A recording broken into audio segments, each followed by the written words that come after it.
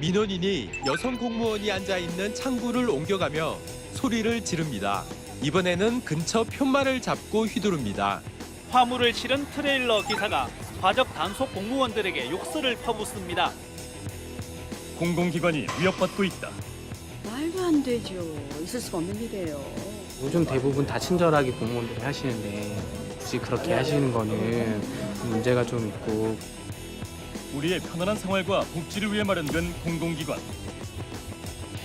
하지만 이곳을 향한 위협적인 손길은 계속되고 있다. 끊임없이 벌어지는 공공기관에서의 폭행. 정책인 포커스에서 해결책은 없는지 들여다봤다.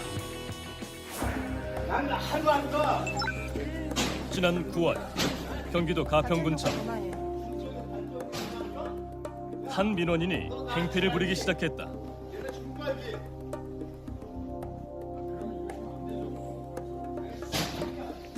잔뜩 화가 난 민원인 급기야 불을 지르는데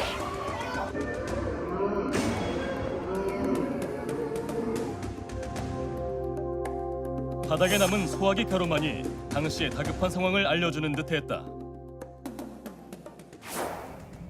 사건이 발생한 지 한 달. 당시 상황을 알아보기 위해 제작진이 직접 가평군청을 찾아가 봤다. 민원실 안으로 들어서자 여느 군청 민원실과 다름없어 보이는데 당시 화재가 발생했던 바닥도 지금은 깨끗한 상태. 하지만 자세히 살펴보니 아직도 곳곳에 남아있는 화재의 흔적.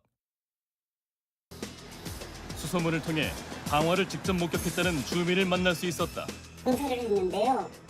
거기서 일을 했대요. 근데 일당을 못 받은 거예요. 한 400만 원 정도를 못 받았대요. 그래가지고 화가 나가지고 군청에 와서 난리를 친 거래요. 경기도 성남시. 최근 이곳에도 충격적인 사건이 발생했다고 하는데 상황이 벌어졌던 중원구청 민원실. 여기서 이제 벽에다가 대단지 핀 거. 고기 자국이. 이게 진짜 자국이? 자국이요? 사건이 발생한 지 수개월이 지났지만 아직도 선명한 핏자국. 이곳엔 무슨 일이 있었던 것일까? 여기 와서 소리 지르는 거예요. 다 보셨어요? 아들한테 피가 줄줄줄. 그분이 이제 본인이 생각하는 부분이 이제 이루어지지 않으면 일단은 동주민센터나 구청 사회복지과에 계속 전화를 합니다. 담당자가 바쁘거나 뭐 이렇게 저 외부에 출장 나갈 경우에 전화를 받지 못하잖아요. 이제 전화 안 받았다고 우리한테 이제 막 본인이 분을 스스로 못 삭히니까 이제 벽에 자해를 한 거죠.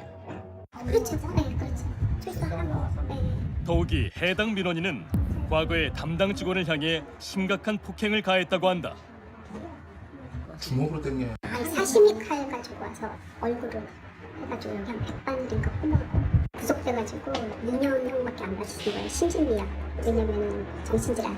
그때 당하셨던 분은 지금 당연히 여기 안 계시고요. 그렇죠. 지금도 민원 업무를 못 봐요. 정신과약 지금도 먹고 있어서. 당시 피해 직원뿐만 아니라 함께 근무했던 동료들까지 큰 충격으로 현재는 다른 곳으로 모두 전근을 간 상태. 그 후 CCTV를 설치하는 등 민원인 폭력에 대한 보완을 강화했지만 직원들의 불안감은 여전하다.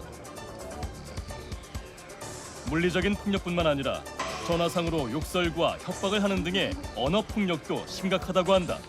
짧으면 30분, 길면 막 2시간씩. 근데 막 소리 지르시고 육두문자는 기본이시고 뭐 너네 뭘 따버리겠다 이런 식으로 생명에 위협을 주는 발언들도 많이 하시고 그분의 삶을 좀 나아드리게 하려고 하는 건데 제 삶이 오히려 피폐해지는? 그렇다면 공공기관에서 벌어지는 민원인들의 폭력, 시민들은 어떻게 생각하고 있을까? 폭행을 하거나 한다는 건 좀 잘못되지 않았나 생각해요. 좀 기다리고 이해하고 하면 아마 잘 풀릴 것들인데 왜 그렇게 폭행을 하나 잘 모르겠네요. 뭐죠? 이 관에서 경찰서나 그러니까 119 대원들이나 이런 관공서에서 있어지는 일은 처벌이 너무해야죠. 공공기관 담당자와 시민들의 안전을 위해서도 특단의 조치가 필요한 상황. 이에 경기도의 한 지자체에서는 위험 상황을 더 이상 지켜볼 수 없어서 청원 경찰을 배치하는 등 조치를 취하고 있다. 이곳에도 보안 요원이 있어야만 할 사정이 있다는데 3월 달에 여기 좀 안 좋은 일이 좀 있었습니다. 사건이 있어서 여기 지금 파견 근무로 지금은 나와 있는 상태고요. 올 봄 이곳에서도 기억하고 싶지 않은 일이 일어났다고 하는데 당시 현장을 목격했던 동료 직원의 얘기를 들을 수 있었다. 민원인이 오셔서 일단 시간이 좀 있었고 그런 다음에 바로 주머니에서 흉기를 꺼내서 떼주는 적이 있어요. 너무 불편한데요. 계속 왕복되는 것 자체도 그렇고. 동료 직원에게도 끔찍한 기억. 더 이상 얘기를 나누기는 어려워 보였다. 불만을 품은 민원인을 휘두른 흉기에 찔려 피해 공무원은 현재 병원에서 치료를 받고 있는 상태다. 당시 직원이 일하던 자리. 이제는 민원인의 폭력을 막고자 청원 경찰이 그 자리를 대신하고 있다. 여기 민원인들이 오시다 보면 가끔씩 뭐 언행이라든가 이런 행동으로 좀 가격하신 분들이 많습니다. 실제로 이렇게 자제하십시오. 뭐 그렇게 하신 적도 있으세요? 구입하시죠? 몇 분 있습니다. 쌀을 신청하신 분도 계시고 이것저것 신청하신 분도 계시거든요. 순서가 있는데 그냥 무작정 떨어져 오셔가지고 억지 부르시는 분들도 계세요. 그래가지고 언정을 높이고 막 서로 막 싸울 때 제가 가서 이렇게 좀 조율을 한 적도 있습니다. 제가 가서 말씀 몇 번 드리니까요 조용히 가시더라고요. 네. 왠지 알 것 같습니다. 네. 이제는 주민센터에도 보안 요원이 필요할 정도로 안전이 위협받고 있다. 또한 사고가 발생했을 시 비상벨을 통해 보안업체가 신속한 출동을 할 수 있도록 하는 등 추가적인 안전 대책을 강화하고 있다. 하지만 이 모든 것은 임시 대책일 뿐 근본적인 문제 해결은 힘들어 보인다.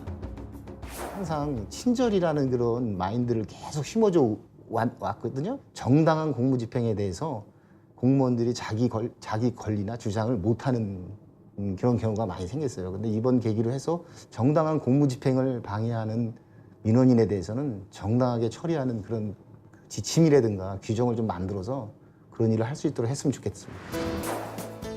공공기관을 향한 무차별 분노에 대한 대안이 하루빨리 생겨나서 모두가 안전한 공공기관 이용이 가능해지길 바라본다.